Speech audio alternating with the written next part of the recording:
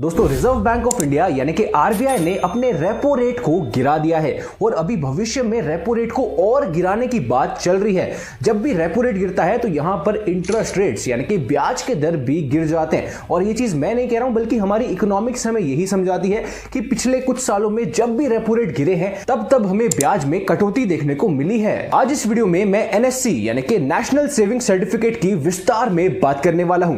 2025 में अगर आप एनएससी में पैसा जमा कराने की सोच रहे हैं तो लेटेस्ट यानी कि रिसेंट रूल्स आपको कौन कौन से यहां पर देखने को मिल जाएंगे। नए ब्याज की हम बात करेंगे यानी कि कितना ब्याज आपको अपने पैसे पे देखने को मिलेगा, कितना पैसा आप इन्वेस्ट करेंगे, मैच्योरिटी पे कितना पैसा आपको मिलने वाला है।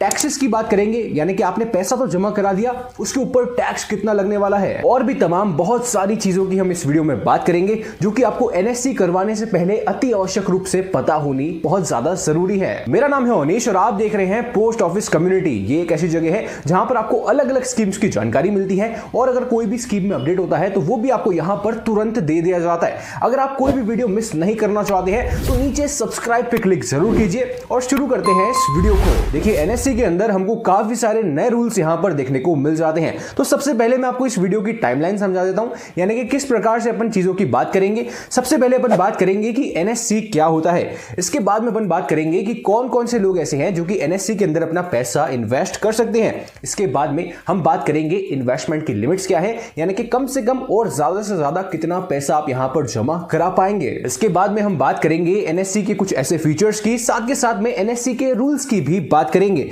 इसके बाद में बात करेंगे रेट ऑफ इंटरेस्ट की यानी कि आज की तारीख में आपको एनएससी में कितना ब्याज देखने को मिल जाएगा। इसके साथ में आपको यह भी बताऊंगा कि किस प्रकार से आप अपने लिए 72 लाख रुपए से भी ज्यादा का अमाउंट एक्यूमुलेट कर सकते हैं एनएससी का इस्तेमाल करके। इसके बाद में हम करेंगे लाइव इंटरेस्ट कैलकुलेशन कि भैया कितना पैसा जमा करने पे हमको कितना पैसा एक्चुअल में मैच्योरिटी पे मिलने वाला है। लाइव इंटरेस्ट कैलकुलेशन करने के बाद मैं आपको कैलकुलेटर का लिंक भी प्रोवाइड करूंगा जहां पे आप अपने अमाउंट को डालेंगे, वहां से आपको पता लग जाएगा कि भैया आपको मैच्योरिटी पे कितना पैसा मिल जाएगा। दोस्तों, वीडियो में हम आगे बढ़े उससे पहले मैं आपको बताना चाहता हूं कि हमने हमारी पोस्ट ऑफिस ब्रह्मास्त्र ई बुक को लॉन्च कर दिया है। इस एक ई बुक में आपको पोस्ट ऑफिस की सारी स्कीम्स की जानकारी एक ही जगह पर मिल जाती है। इस ई बुक में हमने ऐसे ऐसे रूल्स की बात करी है जो कि आपको आमतौर पर पता नहीं होते हैं। तो अगर आप भी इस ई बुक को अपना बनाना चाहते हैं, इस ई बुक को पाना चाहते हैं तो डिस्क्रिप्शन में दिए गए लिंक को चेक करना मत भूलिएगा। चलिए हमारी टाइमलाइन के सबसे पहले पैरामीटर की बात करते हैं कि भैया आखिर ये एनएससी क्या होता है। एनएससी की बात करें तो ये एक गवर्नमेंट के द्वारा लाई गई सेविंग्स और इन्वेस्टमेंट स्कीम है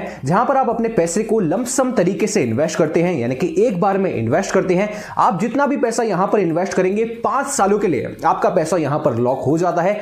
5 साल के बाद जब इसकी मैच्योरिटी होती है तो जितना मूलधन आपने शुरुआत में जमा कराया था वो आपको 5 साल के बाद मिलता है और 5 साल के दौरान जितना भी ब्याज इस दौरान एक्यूमुलेट हुआ होता है वो भी आपको मैच्योरिटी पे इकट्ठा मिल जाता है। एनएससी की बात करें तो जैसा कि मैंने आपको बताया कि ये एक गवर्नमेंट बैक्ड स्कीम है। गवर्नमेंट का नाम यहां पर आ गया है और जिस भी चीज में अमूमन तौर पे गवर्नमेंट का नाम आ जाता है वो चीज ऑटोमेटिकली सेफ बन जाती है। आप बैंक में जाके एफडी कराते हैं, अगर आप उसको इससे कंपेयर करेंगे एनएससी वर्सेस एफडी तो एफडी से भी ज्यादा सेफ यहां पर एनएससी बन जाती है क्योंकि इसके पीछे गवर्नमेंट का हाथ हमको देखने को मिल जाता है। तो सेफ्टी के पॉइंट ऑफ व्यू से बात करें तो कोई भी चिंताजनक बात यहां पर नहीं है। आप इसको 100% सेफ यहां पर कंसीडर कर सकते हैं।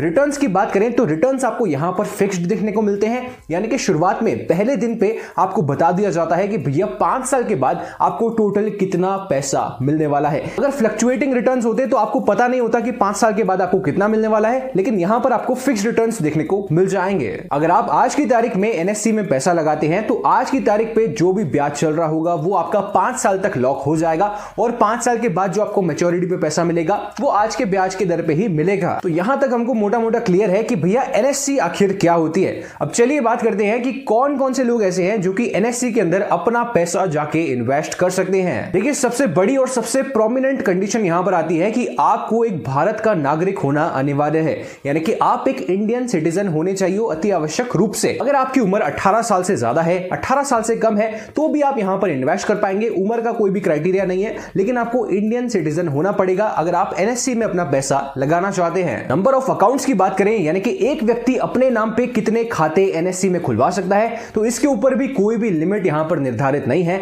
आप एक अकाउंट खुलवा सकते हैं, 2 खुलवाइए, 3 खुलवाइए, 5 खुलवाइए, टोटली आप पे डिपेंड करता है कि आप कितने अलग अलग एनएससी के खाते खुलवाना चाहते हैं। अब यहां पर अपन बात करते हैं टाइप्स ऑफ अकाउंट्स की। देखिए, एनएससी के अंदर आपको तीन अलग अलग टाइप के अकाउंट्स देखने को मिल जाते हैं। पहला अकाउंट आता है सिंगल अकाउंट, जहां पर एक व्यक्ति जाता है और अपने पैसे को इन्वेस्ट करा देता है। सेकंड तरीके का अकाउंट आता है जॉइंट अकाउंट ए, और तीसरे तरीके का अकाउंट आता है जॉइंट अकाउंट बी।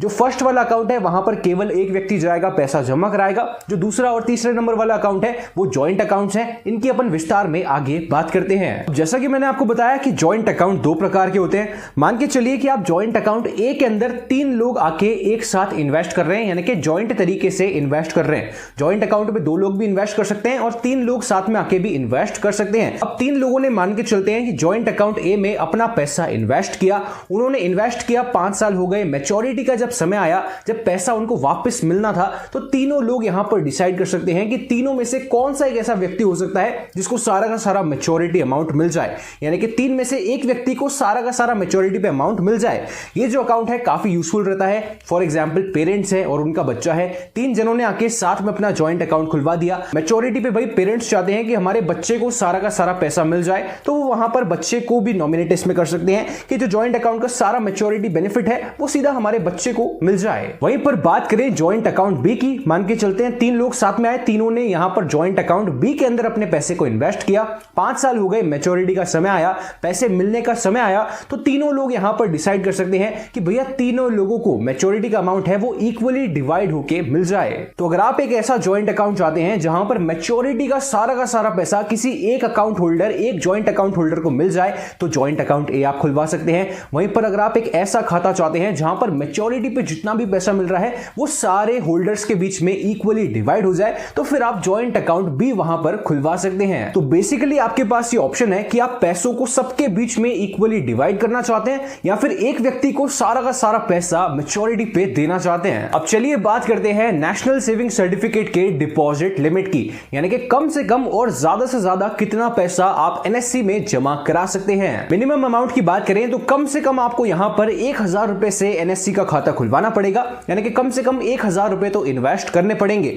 मैक्सिमम की बात करें तो खुशी की बात यहां पर कोई भी लिमिट निर्धारित नहीं है, आप जितना चाहें उतना पैसा यहां पर इन्वेस्ट कर सकते हैं। 1 लाख, 2 लाख, 5 लाख, 50 लाख, 1 करोड़, 2 करोड़, 5 करोड़, कोई भी लिमिट आपको यहां पर देखने को नहीं मिलेगी। ये सारी चीजें और भी तमाम काफी सारे रूल्स हमने हमारी ई बुक के अंदर लिख रखे हैं, तो ई बुक को चेक करना मत भूलिएगा, डिस्क्रिप्शन में लिंक आपको देखने को मिल जाएगा। नेशनल सेविंग सर्टिफिकेट जो होता है इसको आप कितने भी अमाउंट का खरीद सकते हो, जैसे कि एक व्यक्ति अपने नाम पे कितने भी सर्टिफिकेट्स खरीद सकता है और कितना भी पैसा उनमें जमा करा सकता है, इस पे भी कोई भी लिमिट आपको देखने को नहीं मिलेगी। अब भैया एनएससी की हम इतनी बात क्यों कर रहे हैं, एनएससी पोस्ट ऑफिस की बाकी स्कीम से किस प्रकार से थोड़ी बेहतर बन जाती है, तो चलिए ये समझने के लिए हम बात करते हैं एनएससी के फीचर्स की, यानी कि ऐसे फीचर्स जो कि आपको एनएससी में देखने को मिलते हैं और बाकी स्कीम्स में कहीं ना कहीं ये फीचर आपको देखने को नहीं मिलते हैं। इसके अंदर आपको दो बढ़िया फीचर्स मिल जाते हैं। पहला फीचर आता है ट्रांसफर का फीचर और दूसरा फीचर आता है प्लेज का फीचर। अब मान के चलिए आपने अपने नाम पे एक एनएससी को खरीद लिया, 1 लाख रुपए के एनएससी यानी कि नेशनल सेविंग सर्टिफिकेट को खरीद लिया।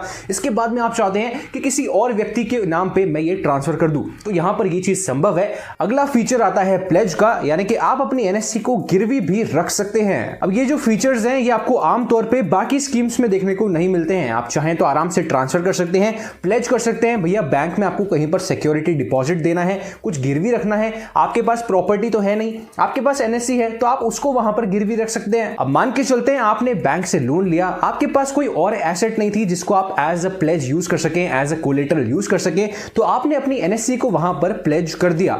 अब आप क्या करते हैं कि आप लोन का अमाउंट चुकाने में असफल रहते हैं, तो बैंक के पास ये ऑप्शन है कि वो एनएससी को अपने नाम पे ट्रांसफर कर ले और जितना भी आपका लोन अमाउंट है वो सारा का सारा पैसा आपकी एनएससी में से रिकवर कर ले।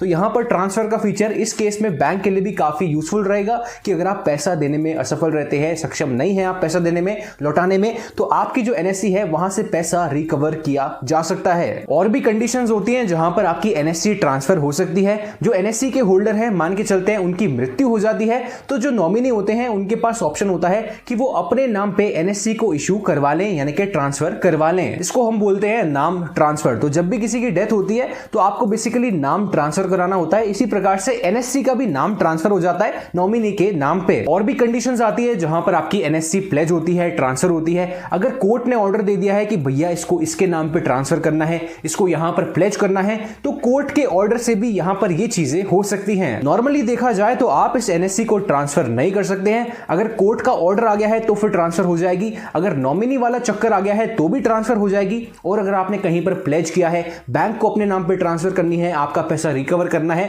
तो उस केस में भी यहां पर ट्रांसफर हो जाएगी। अदरवाइज आप इसको ट्रांसफर नहीं कर पाएंगे। अब चलिए बात करते हैं एनएससी का मैच्योरिटी पीरियड क्या होता है और प्री मैच्योर के कौन कौन से रूल्स हैं। यानी कि अगर आपने यहां पर पैसा जमा करा दिया और आपको समय से पहले ही पैसे की जरूरत पड़ जाती है, तो क्या आप यहां पर पैसा निकाल सकते हैं या फिर नहीं। देखिए, हम सब जानते हैं कि एनएससी में आपको लंप सम पैसा इन्वेस्ट करना होता है, यानी कि एक बार में पैसा इन्वेस्ट करना होता है। आप पैसा इन्वेस्ट करते हैं, उसके बदले में आपको एक सर्टिफिकेट प्रोवाइड किया जाता है जिसको हम एनएससी बोलते हैं। 5 साल के बाद में आपसे ये सर्टिफिकेट वापस ले लिया जाता है और आपने जितना भी मूलधन जमा कराया था ब्याज के समेत आपको वापस दे दिया जाता है। तो जो इसकी मैच्योरिटी है वो है पूरे 5 साल, यानी कि अगर आप आज की तारीख में पैसा जमा करा रहे हैं तो पूरे 5 साल के बाद आपको अपना पैसा वापस मिलेगा। अब इस दौरान यानी कि 5 सालों के दौरान, क्योंकि 5 साल एक लंबी समय की अवधि है, 5 साल के दौरान अगर आपको पैसों की जरूरत पड़ जाती है तो आप इसको प्री मैच्योर क्लोज नहीं करवा सकते हैं। लेकिन यहां पर 3 ऐसे केसेस हैं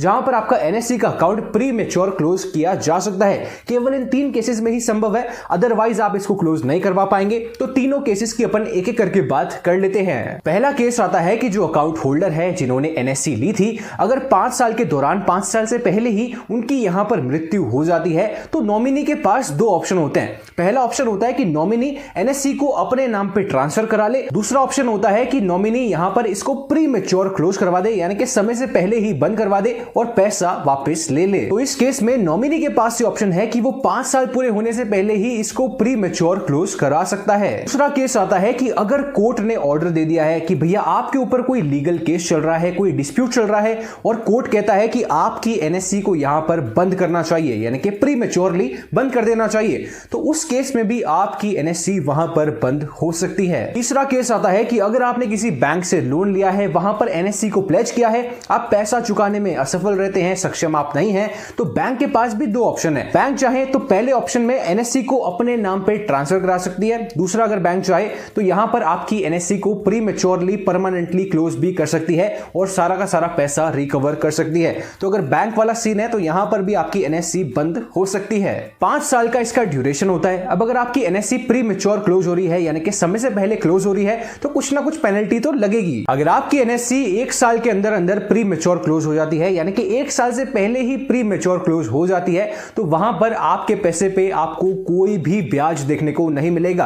केवल आपने जितना मूलधन जमा कराया था केवल आपको मूलधन मिलेगा, कोई भी ब्याज उसके ऊपर नहीं मिलेगा। वहीं पर अगर आप दूसरे और तीसरे साल में अपनी एनएससी को प्री मैच्योर क्लोज करवाते हैं या फिर आपकी एनएससी प्री मैच्योर क्लोज हो जाती है, तो दूसरे और तीसरे साल में आपको ब्याज मिलेगा, लेकिन वो आपको सेविंग्स अकाउंट का ब्याज मिलेगा, पोस्ट ऑफिस के सेविंग्स अकाउंट का ब्याज मिलेगा, जो कि आज की तारीख में 4% सिंपल इंटरेस्ट चल रहा है। कोई भी कंपाउंड इंटरेस्ट नहीं है, केवल 4% का ब्याज मिलेगा अगर दूसरे और तीसरे साल में आपकी एनएससी यहां पर क्लोज होती है। अगर आपकी एनएससी चौथे और 5वें साल के दौरान क्लोज होती है तो यहां पर जो आपका ब्याज है उसके अंदर से 1% की पेनल्टी काट ली जाएगी, यानी कि जितना भी आपको ब्याज मिल रहा है उसमें से 1% डिडक्ट कर लिया जाएगा और बाकी का सारा पैसा आपको दे दिया जाएगा। एनएससी के ऊपर आज की तारीख में 7.7% का ब्याज है, इसमें से 1% काट लिया जाएगा और बाकी का पैसा रिमेनिंग अमाउंट आपको वहां पर मिल जाएगा। 5 साल अगर आपके सक्सेसफुली कंप्लीट होते हैं तो वो तो सबसे ज्यादा फेवरेबल सिचुएशन है, क्योंकि उस सिचुएशन में आपको सबसे ज्यादा बेनिफिट अपने पैसे पे देखने को एक्चुअल में मिलेगा। अब चलिए बढ़ते हैं वीडियो के सबसे इंटरेस्टिंग पार्ट पे, जिसका आप सब लोग भी बेसब्री से इंतजार कर रहे थे।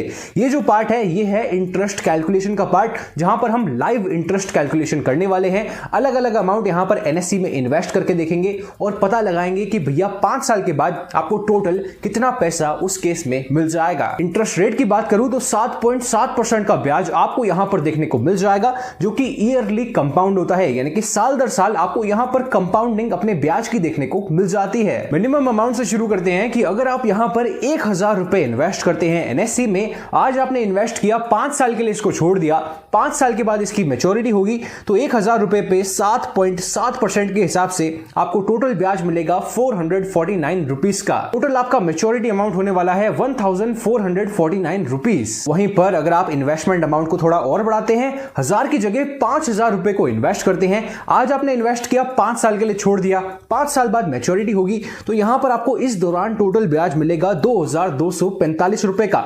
मैच्योरिटी अमाउंट की बात करें यानी कि 5,000 के टोटल बन जाएंगे 7,245 रुपए। इन्वेस्टमेंट अमाउंट को यहां पर डबल करते हैं, 5,000 रुपए की जगह 10,000 रुपए को इन्वेस्ट करते हैं। आपने आज इन्वेस्ट किया, 5 साल के लिए छोड़ दिया, 5 साल बाद मैच्योरिटी हुई, इस दौरान आपको टोटल ब्याज मिलेगा 4,490 रुपए का।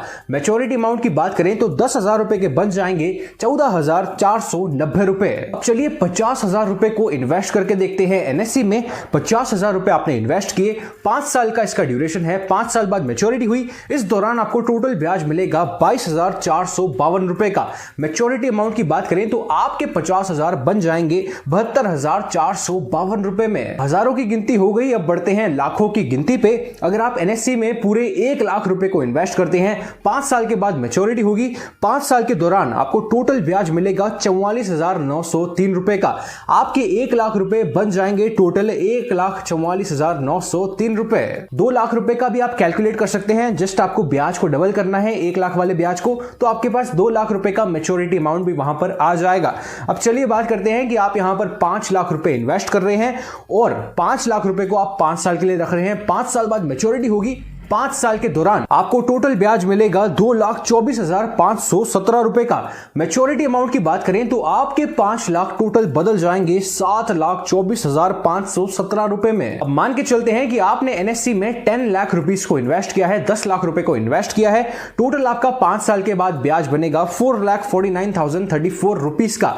आपके जो 10 लाख रुपीस आपने इन्वेस्ट किए थे वो टोटल बदल जाएंगे 14,49,034 रुपीस में। अब चलिए बढ़ते हैं इस वीडियो के मेन पार्ट पे कि अगर हम 72,45,169 रुपीस का अमाउंट पाना चाहते हैं तो हमको यहां पर एनएससी में कितना पैसा लमसम इन्वेस्ट करना पड़ेगा। तो अगर आप यहां पर एनएससी में 50 लाख रुपए को इन्वेस्ट करते हैं, 5 साल के लिए उस पैसे को छोड़ देते हैं, 5 साल के बाद मैच्योरिटी होगी तो आपको टोटल इतना अमाउंट देखने को मिल जाएगा। एनएससी के टैक्स बेनिफिट्स की बात करें तो आपको यहां पर सेक्शन 80C के तहत 1.5 लाख रुपए की डिडक्शन देखने को मिल जाती है, क्योंकि आप यहां पर 5 साल के लिए इन्वेस्ट कर रहे हैं। जो छोटे इन्वेस्टमेंट ऑप्शंस होते हैं 1 साल 2 साल, वहां पर आपको टैक्स डिडक्शंस देखने को नहीं मिलते हैं, क्योंकि आप यहां पर 5 साल के लिए इन्वेस्ट कर रहे हैं, तो यहां पर आपको 80C का बेनिफिट देखने को मिल जाएगा। ये जो डिडक्शन है ये केवल ओल्ड रिजाइम के अंदर हमको देखने को मिलती है, क्योंकि न्यू रिजाइम के अंदर इसको कंप्लीटली अबॉलिश कर दिया गया है, यानी कि कंप्लीटली हटा दिया गया है। यहां पर जो आप ब्याज कमाते हैं उसके ऊपर कोई भी टीडीएस डिडक्ट नहीं किया जाता है,